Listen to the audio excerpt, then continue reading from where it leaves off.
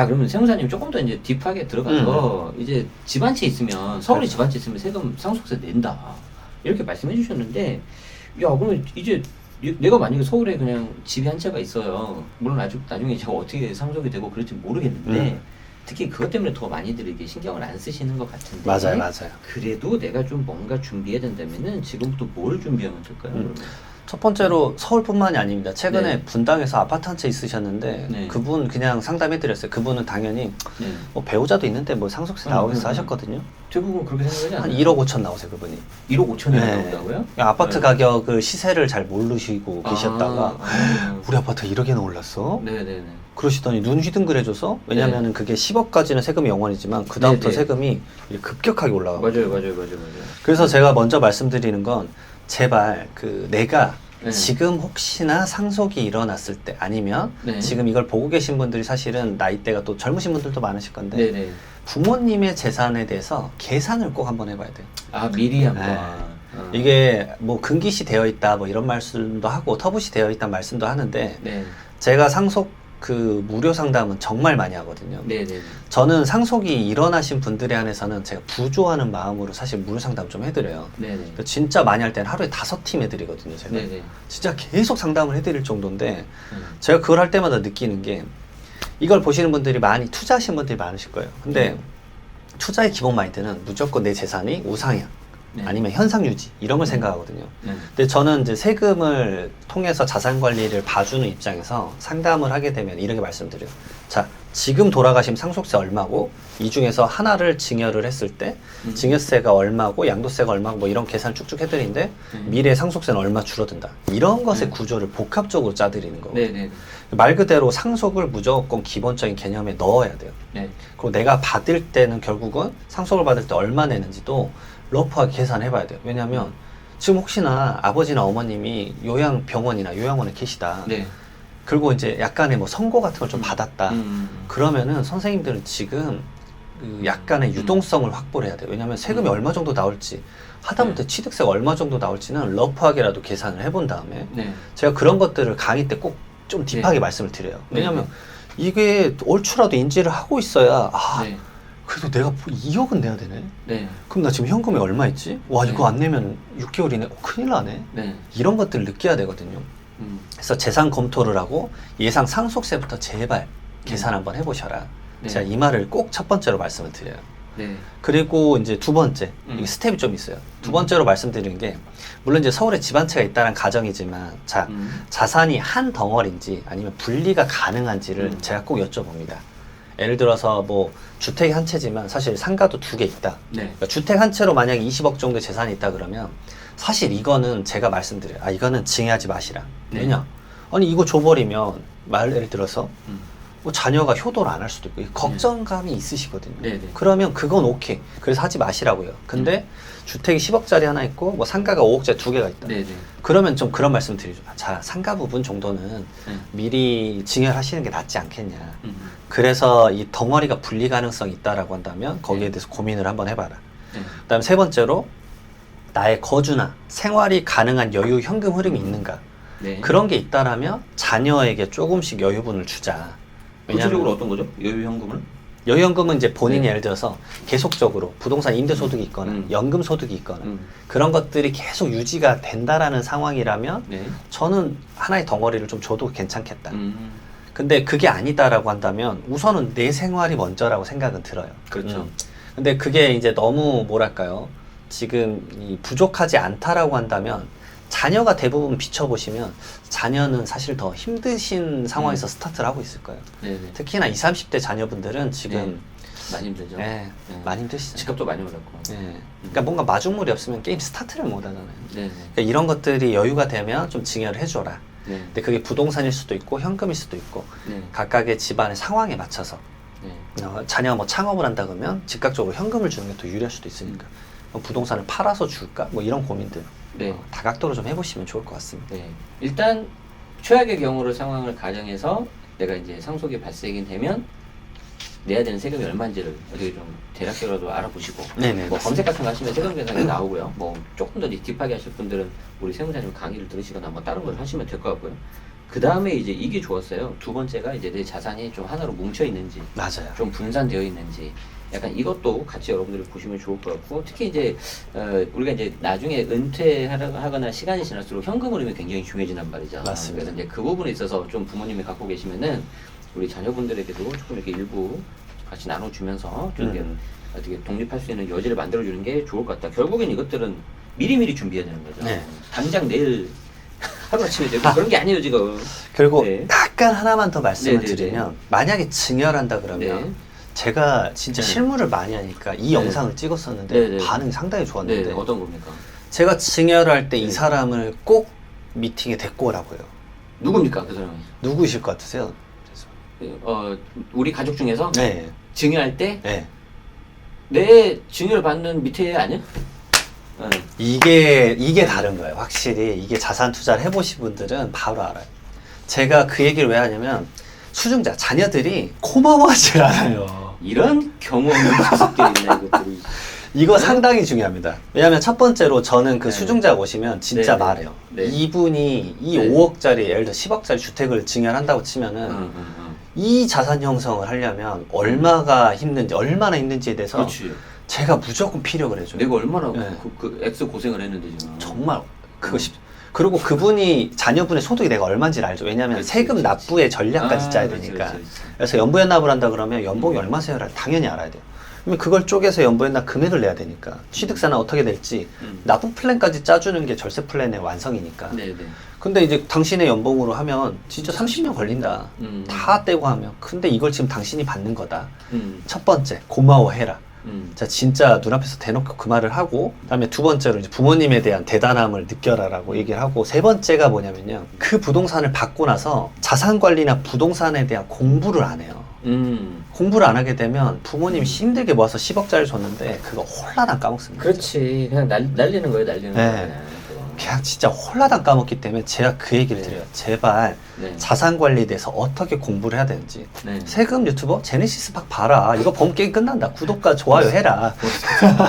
이런 것들을 제가 말씀을 드려요. 왜냐면은 네. 자기는 그동안에 아니 나는 돈 벌고 뭐 하느라 이거 몰라요. 막 이렇게 하시는데 이게 엄청나게 당신에게는 언젠가 큰 도움이 될 건데 당신의 직업도 물론 생활에 바쁜 것도 이해가 가지만 이 큰 돈 당신이 몇십 년 일해야 되는 자산을 한 번에 형성하게 됐는데 이걸 관리하는 법에 대해서 공부를 안 한다는 건 당신은 진짜 그 본인의 의무를 해태하고 있는 거다. 맞아요. 그러면 부모님도 느끼는 바가 있어요. 네. 이거 주는 게 고마운 거 고마워하지도 않고 이거 관리도 못 할 것 같고 불안한데 이런 생각이 들거든요. 네네네. 그러니까 본인이 좀 그런 걸 느끼시라고 네. 제가 진짜 말씀 많이 드립니다. 비슷한 걸로 저는 우리 수강생들은 다 아실 거예요. 내가 싹수가 있는지를 먼저 봐라. 사실 그 얘기 하려고 그랬는데 네. 여기서 그것까지 하게 네. 그래서 저는 일단은 미성년자한테 많이 주는 거는 좀 별로 싫어하고요. 예, 일단 성년 때까지는 기다립니다. 얘가 잘 할지 안 할지 좀 맞아요. 보고 공부도 하는지 안 하는지 좀 보고 부동산이 안 맞을 수도 있거든요. 맞아요. 자, 어쨌든 굉장히 좋은 플랜을 알려주셨으니까 그 3단계를 꼭 기억을 하시고요. 자, 그런데 뭐 이미 좀 이렇게 좀 연세가 많이 있으시거나 뭐 나름 이제 준비한다면 우리가 살면서 바쁘잖아요. 네. 네, 그렇기 때문에 좀 제가 준비를 잘 못했다. 그래서 이제 안타깝게도 이미 상속이 개시가 돼버렸어요. 아. 이제 급하잖아요. 일단 그럴 때 좀 뭔가 좀 체크해야 되는 거 좀 몇 개 말씀 좀 해주세요. 사실은 네. 다양한 이제 절차를 거치셔야 네. 되죠. 왜냐면 상속세는 신고기한이 돌아가신 달이 속한 날로 말일로부터 6개월 이내니까. 네. 그래서 진짜 이런 적도 있어요. 네. 지난주에도 그랬어요. 5월 말까지 신고인데 이제 오신 거예요. 상담하러. 그래가지고 지난주에 네. 4월 말에. 네, 그래가지고 아유, 아니 뭐 한 달도 안 걸리지 충분하지 않냐. 응. 근데 생각보다 음. 상속세는 한 사람의 인생을 정리하는 세금입니다. 자, 인생을 정리하는 네. 세금. 오늘 좀 워딩이 좋습니다. 네. 확장판에 왜냐면 이어서 모두에서 아주 좋아요. 저는 이제 상담을 진짜 많이 하다 보면서 이 네. 죽음에 대한 생각을 엄청 많이 했어요. 저 장례 관련된 그 네. 영화나 책을 진짜 많이 보거든요. 파묘 봤어요. 파묘 보고 제가 바로 영상 네. 찍었잖아요. 세무사가 파묘 보고 4가지 느낀 점을 제가 찍었습니다. 그거 따로 보시면 좋은데 네, 보시면 좋을 것 같아요. 네. 정말 느끼는 바가 많아요. 네. 그러면서 저도 이제 채널을 운영하니까 네, 네. 제 채널의 운영이 거의 다 이제 그 약간 50대 이상 분들을 위한 네. 컨텐츠가 많거든요. 본문도 거기 있습니다. 네. 네. 근데 진짜 이것들에 대한 고민을 많이 하다 보면서 이게 죽음이 뭘까 상속이 뭘까 고민 진짜 많이 하는데 네. 이런 것들은 저는 실무적으로 정말 많이 경험하지만 네네. 대부분의 분들은 평생에 진짜 두세 번이에요. 그 부모님이랑 경험을 할 장인어른. 수가 없잖아요. 네. 네. 근데 저는 이제 그 간접 경험의 횟수가 압도적으로 높다라는 네, 거죠. 네. 그래서 이제 첫 번째로 말씀드리면 네. 대부분 여기까지는 알아요. 장례식장까지는 하세요. 그러니까 네. 주변에 좀 돌아가신 분 있으면 장례식장 네. 어디 가면 좋냐 음. 뭐 이런 것들은 당연히 아시니까 네. 장례식장 치르시고 장례식장 3일장 치르실 때도 사실 네. 다양하게 살펴볼 게 엄청 많습니다. 지금 여기서 다 말씀 못 드리겠지만 네. 이게 사망진단서랑 시체검안서도 달라요. 내용 서로 이제 왜 문서가 다른 거 그런 것도 있고 네. 한 달 이내에 사망 신고 안 하면 과태료가 나오기도 하고 그래서 한 달 이내에는 그런 것들에 대한 장례 끝나고 나서 이제 화장하는 거 이런 것들도 전부 다 좀 처리를 해야 되고 그다음 3일장 끝나시고 나면은 이제 사망 신고를 하셔야 되는데 그때 이제 원스톱 서비스를 받으셔야 됩니다. 원스톱 서비스. 네. 안심상속 원스톱 서비스라는 제도가 네네. 있어요. 돌아가시고 나면 이 돌아가신 분의 모든 재산과 채무를 확인해 줍니다. 국가에서 확인할 수 있는 부분까지는. 그러니까 말 그대로 처음 가자마자 시군구청이나 주민센터에서 하거든요. 네네. 가족관계 등록을 정리하는 거잖아요. 처음에 출생할 때 출생신고 하듯이. 그러면 이제 그분의 부동산의 내역을 먼저 다 알려줘요. 토지, 건물, 그다음에 차량, 선박까지 알려줘요. 네. 이 내역을 먼저 주고 그다음에 네. 금융 관련된 내역이나 뭐 4대 보험, 그다음 국세 관련된 내용은 그 금융 관련 정보를 이제 취합을 해서 20일 이내에 문자로 전부 다 받습니다. 그러니까 상속인 중에 저는 그 얘기를 드려요. 이거 실무나 행정 업무 좀 잘하시는 분이 이걸 해야 된다. 막 문자 받고 리액션을 좀 해야 되기 때문에. 그 다음에 좀 대표적으로 말씀드리는 게 이 영상으로 제가 좀 뜨긴 했는데 전화번호를 절대 없애시면 안 돼요. 전화번호라는 게 그 돌아가신 분. 네, 돌아가신 분. 왜요? 아버지의 휴대폰을 없애버리면 안 돼요. 네. 이게 아주 중요한데 왜냐하면 네. 첫 번째로 이 본인의 죽음을 못 알리는 경우가 상당히 많이 발생합니다. 그렇죠. 네. 챙긴다고는 하지만. 네. 여러분들 그 문자 다 보내는 것도 어렵고 네. 생각보다 이제 문자가 많으니까 자녀분들은 그러면은 인터넷으로 보내자라고 해서 정보망 이렇게 끌고 와가지고 인터넷으로 보내는데 그 인터넷도 서비스에 따라 달라요. 막 50통 이상 넘어가면 전송이 안 되는 경우도 있어요. 네네네. 근데 막 100통 보내놓고 왜 안 갔지? 이러는 경우도 많아요. 그 죽음을 알려야 되는 것도 있기 때문에 저는 기본적으로 1년은 무조건 유지해라. 1년 정도는 네. 유지를 하셔라. 가장 저렴한 요금제로 바꾸면 되니까. 네. 그 번호를 또 승계받을 수 있어요. 네네. 그러니까 번호를 승계받으면 되거든요. 네네. 그 다음에 두 번째로는 제 코로나 때 경험을 했는데 네. 법인 대표님이 갑자기 코로나로 거의 일주일 만에 돌아가셨어요. 어이구. 갑자기 증상도 거의 없다가. 네네네. 그러니까 이게 진짜 천지가 저 엄청 놀랄 일이잖아요. 개병할 일인데 네. 이 배우자분 진짜 가정 죽은 거예요. 그러니까 이 회사의 채권 채무 관계를 몰라요. 환장할 일이에요. 상상이 됩니다. 네, 그러면은 이제 막 빚 빌려준 적도 없는데, 빌려간 적도 없는데 나한테 돈 빌려갔었다고 돈 내놓으라고 오는 사람이 있는가 하면 돈 빌려줬던 사람은 연락도 안 되고 진짜 좀 슬픈 일이 많이 펼쳐집니다. 말로는 다 못하는. 네. 충분히 상상이 돼요 지금. 네. 그러면 이걸 어떻게 확인하냐면요. 저는 그 상속세 신고를 하기 위해서는 계좌 내역 10년치를 확인해야 돼요. 네네. 그 다음 스텝인데 그러게 안심상속 원스톱 서비스 하고 나서 네. 그러면은 어느 은행에 어떤 계좌가 있고 보험이 있고 우체국 뭐 네. 그다음에 신용금고 전부 다 내역 나와요. 네. 증권 계좌랑. 그럼 거길 가서 전부 다 이제 계좌 잔액들을 상속인인 걸 입증을 해가지고 수령을 해오는 거예요. 네. 지금 아주 간단하게 말씀드린 건 수령을 해온 다음에 그때 제가 말씀드려요. 무조건 10년치 내역을 엑셀 파일로 주라고 해라. 10년치 내역을. 네, 왜냐하면 상속세는 우선 10년치가 필요해요. 네네. 근데 더한 내용이 필요하시다 그러면 더 과거 것도 주라고 요청을 하시면 됩니다. 우선은 상속세법상 10년이 필요한 이유는 간단합니다. 왜냐면은 이 피상속인이 돌아가시기 전에 증여를 하고 10년 이내에 돌아가시면은 10년 동안에 증여한 내역을 상속세 신고할 때 전부 다 얹어서 계산해요. 그렇죠. 네. 그러니까 10년이 지나야 증여한 게 초기화가 되는 거예요. 네. 그러니까 예전에 증여할 때는 10%의 낮은 세율이었는데 네. 상속은 세율이 지금 이미 50%예요. 근데 이 재산을 여기다 얹으면 50%에 적용이 되는 거죠. 그렇죠. 그러면 차액인 40%에 대해서 세금을 더 내야 되는 거예요. 네. 이게 아주 중요한 원리입니다. 네. 그러면 그거를 과세관청은 세무조사를 무조건 하거든요. 그럼 어떻게 확인하느냐? 계좌로 확인합니다. 계좌로 확인합니다. 네. 그 계좌로 이제 다 드러나겠네요. 맞습니다. 그 계좌로 다 드러나는 거예요. 결국은 상속인들 배우자나 자녀한테 뭐 줬는지 쭉 나오기 때문에 그걸로 세무조사가 펼쳐지기 때문에 신고서도 그 10년치 내역을 무조건 꼼꼼히 살펴보고 신고를 하셔야 된다. 왜냐면 저희가 그냥 돈을 빌려준 걸 수도 있어요. 네네. 빌려주고 받은 걸 수 있는데 네. 그 내역에 대한 기억이 안 나요.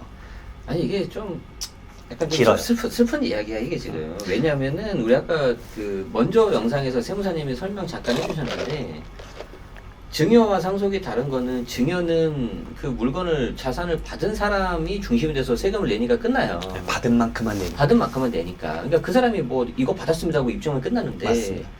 상속은 돌아가신 분의 재산을 그냥 싹 다 한 번에 때려요. 그러니까 아까 50%가 되어 있는데 10%가 더해진다고 해서 10%가 아니라 50%로 올라가 버리는 그렇죠. 거예요. 다시 여기까지 얹어져 버리는. 그게 이제 초과 누진 세율이 굉장히 무서운 건데 자 그리고 다시 또 이거를 밑에 배분해가지고 간단 말이에요. 맞아요. 맞죠. 그러니까 지금 어떤 스토리로 좀 이어지는지 아시겠죠? 세금의 부담이 확 껑충 네. 올라갑니다. 부담도 부담인데 내가 예를 들어서 내가 성실납세자야. 내가 세금을 내겠다는 거예요. 근데 확인이 안 되는 돈이 있어. 돌아가신 분의 망자에 네. 어떻게 할 거냐는 거지. 예, 그런 거 굉장히 많이 부딪힐 것 같아요. 그런 증여가 네. 여러분들 다 너무 많이 아, 나는 받은 적 없다라고 하시는데 네. 막 대부분 막 이렇게 튀어나와요. 9년 전에 막 결혼할 때 전세자금 2억 막 이런 것들 튀어나옵니다. 그러면 기억도 안 나요. 네, 기억도 안 나요. 그리고 아버지가 돈 어떻게 썼는지 어떻게 알아요? 일일이 그 개인 사생활도 있는데. 아니 제가 지난달에 돈 얼마 썼는지도 모르는데 사실은 예를 들어서 9년 전 생일날 뭘 드셨는지 기억 안 나잖아요. 9년 전 생일에 언제 어디 그러니까 있었는지도 모르는데 1년에 가장 소중한 생일도 기억이 안 나는데 전혀 이런 모른다. 겁니다. 네. 그러니까 그 계좌를 보면서 사전증여도 파악하지만 아까 말씀드렸던 채권 채무관계를 확인해야 돼요. 왜냐면 아버지 계좌에서 갑자기 누군가에게 1억이 갔어요. 근데 이게 아버지 친구분 이름 같은데 그러면은 그 날짜 전후로 해서 문자나 우리가 흔히 하는 카톡을 찾아보는 거예요. 그래서 그 핸드폰이 더 있어야 되겠네요. 없어지면 안 돼요. 그러니까 단순히 번호 승계로 하지 마시고 그 기계 자체가 그 자체 절대 초기화하시면 안 돼요. 예. 왜냐하면 그때 일반적으로 여러분 아무리 친구여도 1억 원 빌려준다고 한다 그러면 기록은 무조건 남깁니다. 당연하죠. 장원아 1억 원 보냈다. 다음에 네. 천천히 갚아. 네. 요 정도는 보내잖아요. 예. 뭐 하다못해 뭐 고맙다는 말이라도 이렇게 한단 말이지. 야 이자를 그냥 1%만 주고 천천히 갚아. 네. 이런 식의 문구가 분명 기록이 남아있을 거란 말이에요. 네. 그런 거를 찾아가는 과정도 상당히 중요합니다. 네. 정말. 좀 가슴 아픈 일일 수 있고 또 이제 돌아가신 분의 물건을 좀 있으면 괜히 생각이 나니까 빨리 정리하자라고 하실 수 있지만 특히 휴대폰은 맞습니다. 갖고 계셔라. 우선은 왜냐면 제가 아시는 분도 아버님의 친구분에게 빌려줬던 걸 가족이 모르다가 밝혀내가지고 뒤늦게 그 아버님 친구 찾아가가지고 돈을 회수해온 경우도 있어요. 처음에는 모르쇠 하다가 이런 내역 보여주니까 할 말이 없죠. 그거 만약에 이제 모르쇠 돼가지고 입증이 안 되면은 오히려 이제 사전증으로 들어가 볼 수도 있다는 거죠. 그렇죠. 사전증여나 아니면 이거 결국은 뭐 투자한 거냐 어떤 거냐 막 소명의 의무도 많이 발생하기 때문에 스트레스가 엄청 큽니다. 어쨌든 예. 3개월 이내에 이렇게 이제 하시면 그렇죠. 이미 상속이 개시가 됐다면 아까 말씀드린 것처럼 여러 가지를 말씀해 주셔도 또 있나요? 3개월 이내에 이렇게 네. 하고 3개월 네. 이내에 또 해야 되는 것 중에 중요한 게 네. 빚이 더 많으실 수도 있어요. 아버지가. 그럴 수도 있죠. 그럴 수 근데 있지. 제가 진짜 이런 경험이 있었어요. 네. 사채가 많은데 그걸 몰라가지고 진짜 빚이 더 많은지를 뒤늦게 하시는 경우도 있어요. 그러니까 3개월 이내 상속폭이랑 한정 승인을 해야 되기 때문에 네. 이런 부분에 대해서도 좀 알아보시고 네. 자세한 건 여기서 다 말씀 안 드리고 네네 저희가 그 다음에 네. 6개월 이내에 결국은 이제 세금 신고를 해야 되는데 네. 여러분들 상속세만 낸다고 생각하시는 분이 많아요. 근데 전혀 그렇지 않습니다. 세금은 대표적으로 3개가 나옵니다. 자 뭐가 있습니까? 우선 상속세. 네. 상속세가 가장 메인 세금이에요. 아주 네. 헤비합니다. 네. 그다음에 두 번째로는 대부분 부동산이 7-80%예요. 무조건 7-80%. 느낌 오네요. 네. 취득세 내셔야 돼요. 그렇죠. 근데 취득세가 네. 억 단위 나오는 경우가 하도합니다. 예, 진짜 상속 취득세도 네. 상당히 높거든요. 상속 취득세로는 얼마입니까? 주택 같은 경우는 국민주택 규모 네. 이하면 2.96%, 네. 국민주택 규모 초과하면 3.16%. 네. 일반적인 그 부동산 같은 경우 3.16%. 세율 자체는 높진 않은데 이제 자산이 좀 규모가 없어요. 되다 보니까 네. 이제 아까 말씀하신 억 단위 그렇죠. 아주 부담급니다. 현금도 안 되고 맞습니다. 이거 나누는 또 취득세는 그거 안 되죠. 힘들잖아요. 안 돼요. 카드 정도로 카드 할부 외에는 뭐 없어요. 방법이 없어요. 네.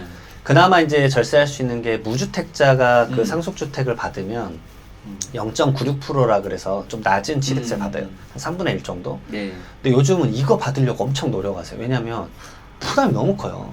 아파트 한 채 받을 때 이게 네. 그냥 취득세 내면은 예를 들어서 뭐 2천만 원인데 네. 이거 적용받으면 한 700만 원 되거든요. 네네네. 그러니까 이런 적용도 중요하고 네. 사실 취득세만 말씀드렸지 국민주택 채권도 사야 돼요. 이거 그렇죠. 엄청납니다. 로스. 예, 네. 이런 것까지 따지고 세 번째는 뭐냐면 대부분 노후를 부동산 임대 사업이나 이런 걸 하고 계세요. 네. 연금소득도 받고 종합소득세 신고도 하셔야 돼요. 그 돌아가시기 전까지 네, 벌었던 네, 네. 소득에 대해서 네네네. 그러니까 세 가지 세금의 납부를 고민해야 되기 때문에 네. 그래서 제가 상속세 무료 상담할 때 무조건 첫 미팅 때 납부세액을 무조건 말씀드려요. 왜냐? 당신 지금 돈 마련해야 된다. 왜냐하면 상속세랑 취득세 이 정도 나오는데 이거 세금 마련을 하라고 처음에 무조건 말씀드려요. 그게 내가 그나마 도움드리는 일이구나. 네. 그 생각을 진짜 합니다. 뭔가 씁쓸합니다. 사실 여기서 끝이 네. 아니죠. 신고하고 네. 나서 이제 9개월 이내 세무조사가 있기 때문에 그것까지 말하면 이제 너무 네. 스트레스 받으실 것 같아서 네, 이런 건 요 다음에 정도에서. 자, 하도록 하겠습니다. 네.